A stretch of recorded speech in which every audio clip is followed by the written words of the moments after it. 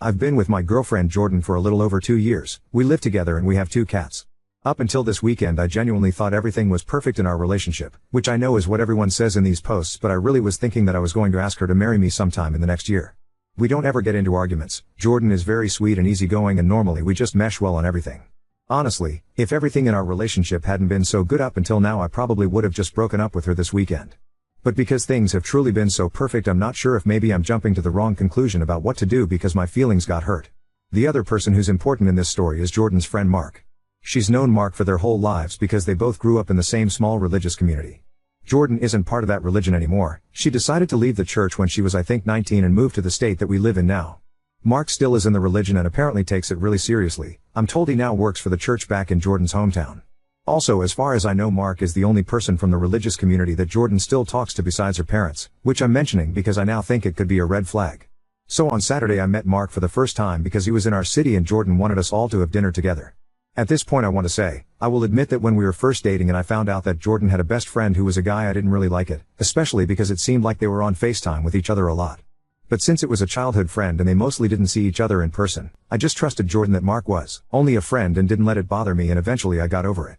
So when we were going to dinner, I wasn't jealous or suspicious of Mark at all. If anything, I was somewhat excited to finally be meeting him since I've been hearing about him for 2 years. But then the way Jordan and Mark acted at dinner is what convinced me that there's something going on there other than just being best friends. I honestly don't even know how to describe it except to say that I've never seen two people act more obviously like they were in love with each other. They literally would not stop touching each other, they were constantly touching each other's arms and shoulders, and at some points they were actually even holding hands. They completely left me out of the conversation and were laughing about inside jokes, and every time they'd laugh they'd do this thing where they put their foreheads together, or that was when they'd be holding hands. And then also they were just looking at each other in a way that I didn't feel comfortable with at all. It was honestly even worse than the touching. It just wasn't how anyone would look at somebody they're supposedly just friends with.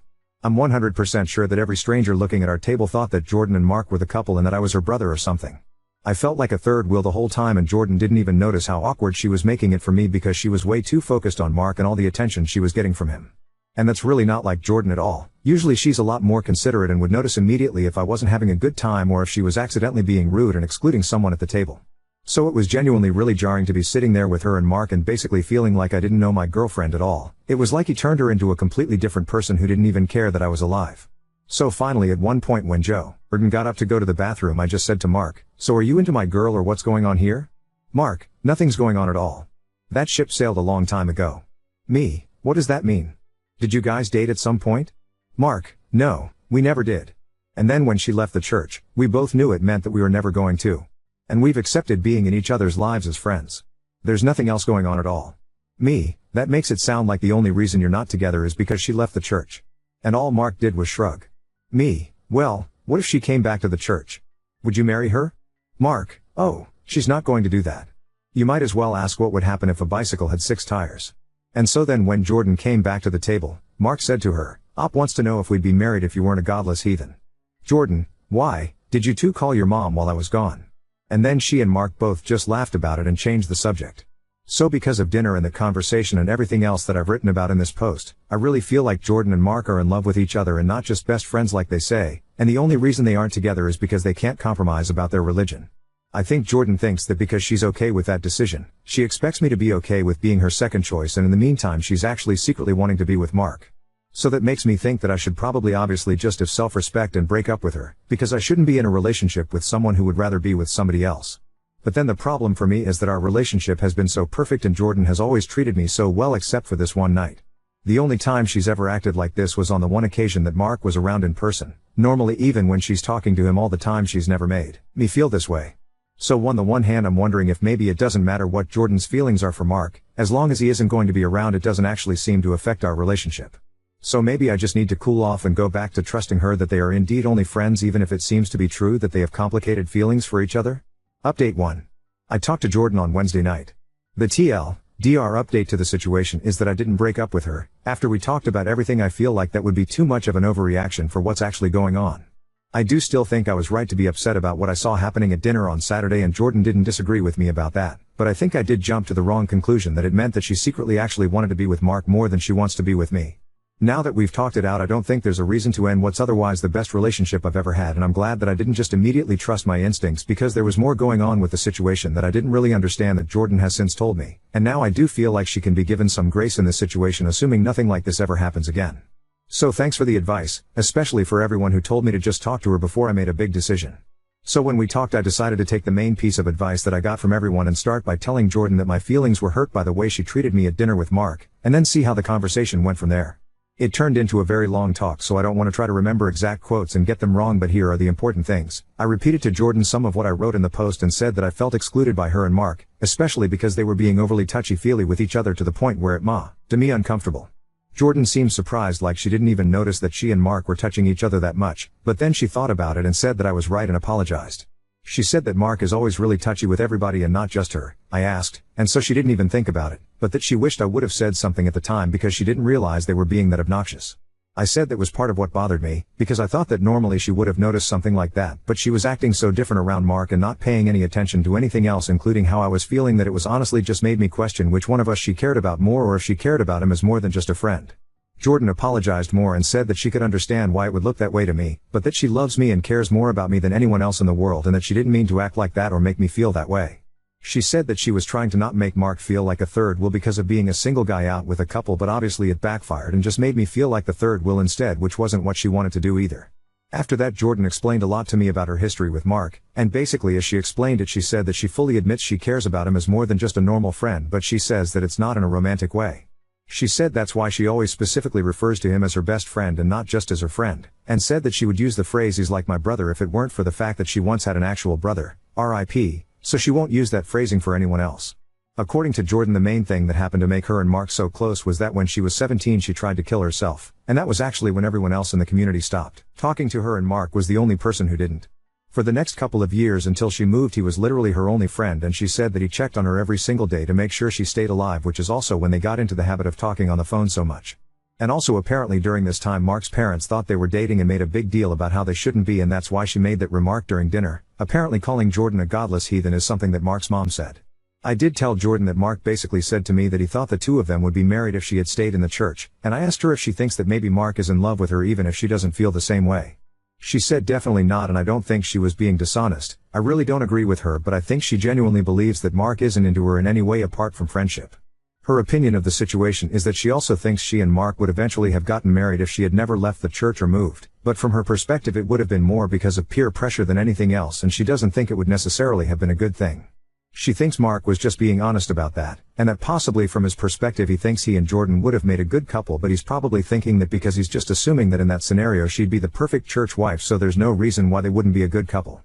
But then the big thing that happened at the end of the conversation is that Jordan told me that Mark is coming back through our city on his way home from this trip, and so she was going to invite him to hang out with the two of us again, but she said that if I'm going to be uncomfortable with him around then she won't ask him. A lot of people were saying that if she didn't offer to cut contact with him or to cut down on contact with him, it meant that she valued him over me, so the fact that she brought up on her own that she wouldn't invite him to dinner with us again because I didn't like it seemed like a really good sign to me. Based on everything else that she said, I do understand why she didn't offer to totally stop being friends with him, and I wouldn't expect her to after what she told me about what happened when she was a teenager. So now I'm deciding to take Jordan's word for it that although she and Mark are weirdly close, it's for the reasons that she explained to me and not because she's in love with him. I think the fact that she was immediately apologetic instead of defensive was good, and the way she explained everything did make sense to me. I don't necessarily trust Mark, but I do think I can trust Jordan. But I am going to watch and see if it seems like she's still talking to him as much as she used to, or if anything changes or sounds different. I'm not going to be controlling and tell her that she can't talk to him or that she has to talk to him less, but I want to see if me talking to her about all of this causes her to act any differently at all. I'm kind of thinking she might realize on her own that the way Mark acts towards her actually does seem like he likes her as more than a friend now that I've brought it up, but I don't know. It could be that things just go back to exactly the way they were before, and I won't know if anything has actually changed until the next time Mark is around in person, but I don't think that's something I should keep worrying about before it happens. Update 2. The situation seems pretty resolved now, after Mike and Jordan had an argument over everything and are no longer friends. What happened was that after Jordan told Mark we weren't available to hang out when he came back through our city, he blamed me, saying that he could tell Jordan was only saying no to hanging out because I had a problem with him. Jordan admitted that this was part of the reason and told Mark that she wanted a bit of space from him because she was trying to be respectful of our relationship. Mark got really offended and kept asking Jordan to explain why him being around was disrespectful to our relationship and kept pretending not to understand her answers, and then eventually during the conversation he started trying to guilt Jordan into making time for him and told her that she's become a worse person over the years because the Jordan he knew would never blow him off. That upset Jordan a lot because she took it as Mark saying that she was a bad person since she left the church, and she started crying and she ended up hanging up on him. Jordan and I talked a lot afterwards. I told her that I thought Mark was toxic because anyone else would have been understanding of what she said. Jordan said that a lot of what he said during the conversation reminded her of being in the church. She said that she couldn't explain it except that it was his attitude when he tried to argue with her, but that it made her not really want to talk to him even outside of anything to do with our relationship.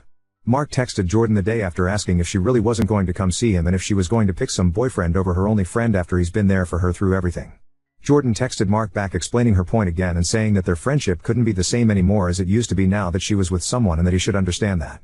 Mark texted Jordan that he couldn't believe she'd treat her best friend like that. Jordan tried to text Mark saying that a friend wouldn't be guilt-tripping her, but it turned out that he had blocked her number. After that, Jordan was feeling like she'd done something wrong and was too mean to Mark, but she and I talked about it again and she realized that she was right to not want to be friends with Mark if he's going to treat her like S. He owes him loyalty. Jordan then blocked him back, including on all her socials, so that if later he changes his mind and tries to apologize she can ignore him. A couple of weeks went by and while I'll admit I was pretty happy about not hearing from Mark, Jordan was really bummed about how everything ended. She said that although she saw now that Mark isn't a good person to have in her life because of his reaction to her trying to set a boundary, she still felt sad and abandoned, and it was bringing back a lot of the same feelings as when she was a teenager and her other church friends all turned their backs on her. So at this point I asked her if she's ever thought about going to therapy for religious trauma, and she said she'd gone for a few months when she first left the church, but the therapist wasn't really helpful. I suggested that maybe it would be a good idea to try again with a better therapist because it sounds like all this stuff still bothers her a lot, and Jordan agreed with me and decided to make an appointment. Now on to second story. Discovered my husband slept with my niece while I was on a business trip, and now chaos has erupted in our family. This niece is my brother's daughter and she is 23. For more than a year I felt she is looking way too much at my husband, 40, but my mind couldn't accept this and I told myself I am crazy. I know she admires him, she is very vocal about it. I didn't do anything because I never saw anything suspicious on his side. My brother is a loser, to be frank, and a stupid excuse of a father. Drinks, gambles, and usually unemployed. My husband collects him frequently from hospital and pays for the medicine he has for liver. A lot of times when my niece was still a child I took care of her, cooked for her, got her ready for school. Her mother left with someone else and she abandoned her with her father. My husband is the complete opposite of him. He takes care of his appearance, has successful business, 45 employees. She looks up to him and said she learned a lot from him about how a business work. When the line was really crossed was when one day she insisted to iron his suit. He always wears suits and ties and she wanted to prepare it for him. I was very busy with my 7-year-old daughter who had a hard time getting used to the new school and I let it pass. A very stressful period for me. And she helped. I told her I will just order food every day, but she wanted to be useful, so she said. She cooked what he liked to eat, never asked what we want, just what he wants. And 3 days ago I found out he slept with her while I was away on business trip. I let my daughter with them in the house. But he took her to my mother. I actually got an anonymous text, which turned out to be from a friend of hers. I hoped he'd a stupid joke. But I told him I know he slept with her and he started apologizing and explaining that it happened just once, that they had wine and it happened. I don't know what to do now. Another reason why I think he didn't groom her was that this is not the first time she sleeps with a married man. She did it last year too. I had a talk with her back then and she was very proud of what she'd done. She wasn't looking for love, she just fancied the idea to sleep with a man in power. That man was also with high social status and in military. It's her thing. She sees these kind of men as superior and worthy. She never gave any chance to a guy her age and she looked down on them. She is not like a lot of modern young women who want to be independent and strong. She knows she is beautiful and is playing the beauty card. She is extremely feminine to the point that even her voice is always soft and low, like she wants to appear submissive and good girl. She never went clubbing, for example, because good girls don't do that. Doesn't want a driver license because she feels it's masculine to drive a car. Comment from Oop for me as she. Yeah. Typical angry wife at the mistress, call it so. But I helped raise this child. I was a mother figure to her. I didn't feed him, I didn't help him with homework, I didn't get him ready for school. I have an update. My mother tried to talk to her again and Anastasia, my niece, told her that she hates me and she hated me for years. That I have everything and didn't have to work for it, that she was left behind by her mother, was pitied, and even mocked at school, by others because she has a loser drunk father. While I had a perfect life, a perfect career and a perfect husband. I was envied and admired, she was shamed and pitied. I also needed to return home because it will affect me in court if I don't allow my husband to see his daughter. I found a mess in my bedroom. My husband was cleaning it up with my mother. Anastasia threw out all my stuff from the closet and wanted to put hers there. Mother said that my husband needed to grab her hands and immobilize her because she acted crazy. Hit him, and in the end he also hit her to stop her from scratching and kicking my mother, confirmed. She did attack her. My husband called a doctor to give her something to calm her, and this worked. He begs me to forgive him. He was always the arrogant, confident man who was being begged for one thing or another by people around him. I never seen him so ruined. My mother cried and told me this is not the first time she attacks her when angry, but she never did anything about it because the girl suffered enough, and having something like that on her record might hurt her future even more. Also, my brother continues to be a total piece of. And asked my husband if he will give him more money because of this. It almost sounds like he wants her to be a prostitute. Okay, maybe it's too much, but it def goes that way. Update 1. However, after this, in order to respect the rules of this sub that helped me cope so much, I will stick to my own profile with possible updates. I had a talk with my husband. He said he didn't think she was that unstable. Great, so you fucked her because you thought she is stable. How does that help? She wants him. I already blocked her number, but she still texted me from some new one that I blocked too. How we all call her crazy, but it's the crazy who makes sex interesting, and he will come for more. I really cannot believe this is my niece. She said how she deserves him more than I do, that I don't deserve a man like him, that I deserve one like her father.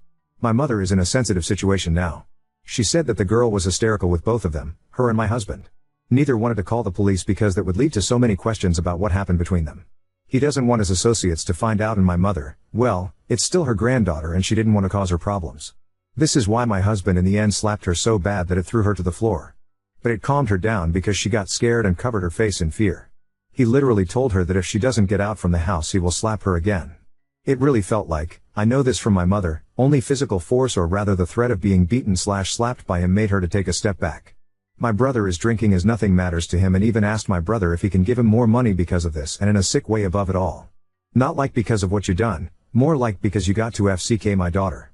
It's almost like he feels that his daughter sleeping with my husband was a way to get under my husband's skin or show that he is thankful.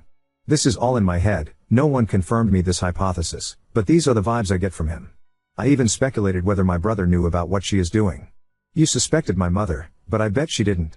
She is a broken woman because of her son being such a waste of space, but she has always been very open with me about everything, a comment that Oop thinks will justify why she's so angry at her niece. I am not trying to defend him.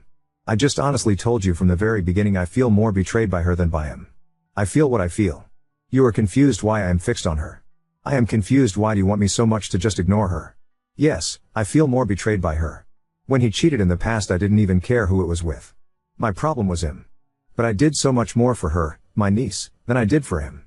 When my daughter was born she was extremely jealous, so I treated her like my own child, even going so far as to throw her a birthday party just so she doesn't feel sad that I did it only for my daughter. She lied to me about being sick. She said her doctor is afraid she has cancer. She even told her colleagues at uni she has cancer. It was all bull. This happened 2 years ago, and my husband told me that he will divorce if I don't put distance between us and her. Another comment from Oop: yes, I hate her, both of them. But I hate them more. I took my daughter to my mother because I needed to leave the hotel and pack everything, and she was there. She came after I left. And started yelling at my mother in front of my daughter that my husband raped her. After sending me tens of messages how great and kinky their sex was. Now he raped her. And she plans to go to police that he raped and slapped her. I just can't.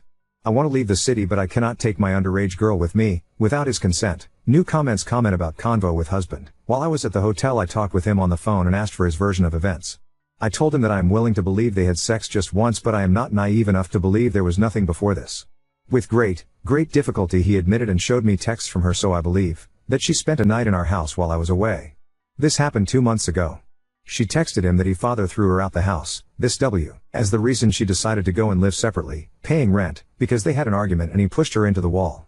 It was middle of the night and she texted him if she can go and sleep in our house. I read the text messages, all the screenshots were a proof. He picked her up. We have 3 empty rooms, she slept in one of them. This however cannot be proven. He swore nothing happened, but they drank in the kitchen until 4 in the morning and they talked about her father, and she just told him that she wishes her father was more like him. But he didn't think much of it, he said. He took it as an appreciative comment, and after emptied his glass he went to sleep. Comment confirming that she's not divorcing. I was accused by some that I am the worse here because instead of protecting her from him when she was a teen I let him her. Where did you even get that from? I will not forgive him. I will not divorce him. Just leave me feel without calling me unhinged for that. Yes, his infidelity now is not my biggest concern right now. I kept this title for the update because it all started with this. I am hurt more by the fact that the girl I loved so much not only wanted my husband, but she also hates me. She hates me from the bottom of her heart, and I didn't even suspect this. She hates my daughter who also adores her. I thought she adores her too. They spent so much time together, my niece was playing with her for hours. And now I found out she is disgusted by me. I don't think you realize how horrible this is, and what a shock. Also to know that my mother hid from me how unstable she is, what she has been talking about me. His infidelity and betray hurts, but you didn't ask me what our relationship is, how close we are, how much he means to me. She meant to me more than him.